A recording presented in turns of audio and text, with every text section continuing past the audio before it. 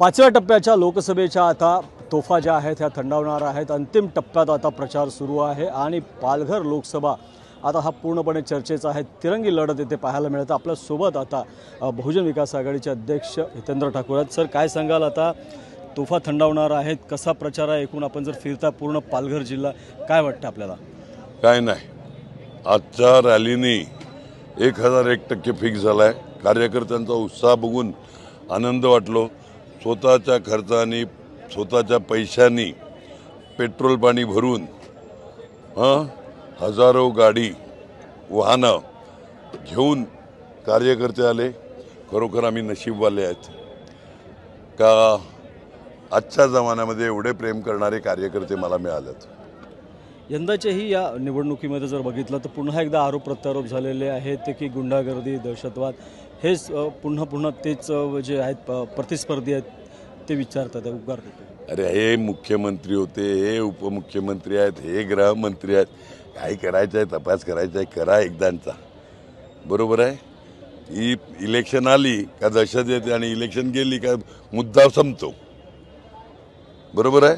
तुम्हाला एक सांगतो का भारतात नाही, जगातली सगळ्यात लोकसंख्या वाढ वसई तालुक्यात आहे।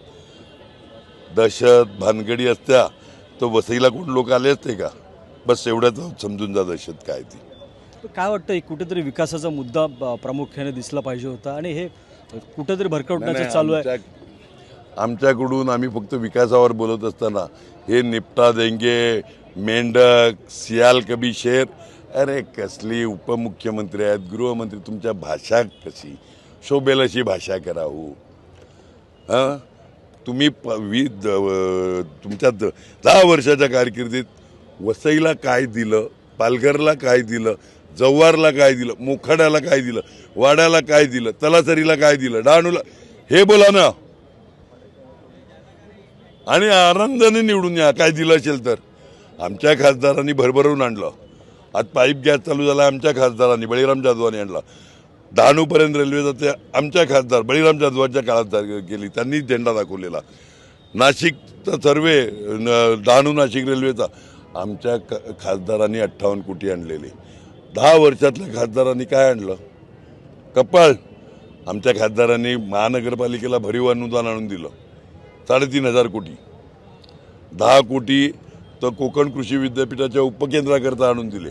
बाकी ग्रामीण भागामध्ये पंतप्रधान मनमोहन सिंगांच्या काळात खोऱ्यांनी पैसा ग्रामीण भागामध्ये आणला। पंतप्रधान सडक योजना असेल, नगरस्थान असेल, दुसऱ्या योजना, यातून भरपूर पैसा आणून दिला। या खासदारांनी एका स्टेजवर बसून सांगावं काय आणलंय। धन्यवाद। बरं, आपण एक शेवटचा प्रश्न असा आहे की तुम्ही जे रवींद्र चव्हाणांवर गंभीर आरोप केलेले आहेत, त्यांनी तिथून अब्रू नुकसानीचाही दावा दिला, त्यावर कसं बोलतो तुम्ही? अजूनही ठाम आहात त्या 100 कोटी वसुली? त्यांनी मान्य केलाय ना का कॉन्ट्रॅक्टरची मीटिंग घेतलेली। आता कॉन्ट्रॅक्टरची मीटिंग कशाकरता घेतलेली? कामं नीट करा सांगण्याकरता घेतलेली का इलेक्शनच्या वेळी? मला सांगा ना। काय एवढं साधं जनरल नॉलेज नाही लोकांना? मला नाही 5 कोटी, माझी किंमत काय एवढी कमी आहे का? मग काहीतरी इज्जत ठेवायची यार माझी। फक्त 5 कोटी अब्रू नुकसानी पण मागा, जरा भरीव आकडा मागा। जेवढी तुम्ही सगळ्या अधिकारी आणखीन कॉन्ट्रॅक्टरकडून जमा करतात तेवढी तरी मागा। एक शेवटचा प्रश्न, रेल्वेची समस्या मोठ्या प्रमाणात आहेत वसई विरार ते डहाणूपर्यंत या पालघर लोकसभेत। काय स्वप्न दाखवणार आपण वयाना की काय काय रेल्वेमध्ये सुधारणा होणार आहे? विरार ते दैसर बोरिवली 6 ट्रॅकचं जे होतं ते लवकरात लवकर कडणं, 4 ट्रॅकचं जे विरारच्या पुढे पालघर साईडपर्यंत डहाणू चालू आहे ते फास्ट करणं, गाड्यांची फ्रिक्वेन्सी वाढवणं आणि सगळ्यात महत्त्वाचं लांब पट्ट्याच्या गाड्याकरता आमच्या वसई विरार पालघर डहाणूच्या गाड्या ज्या सायडिंगला काढतात त्या काढल्या जाऊ नये। तुम्ही ट्रॅक वाढवा। एबीपी माझा, उघडा डोळे बघा नीट।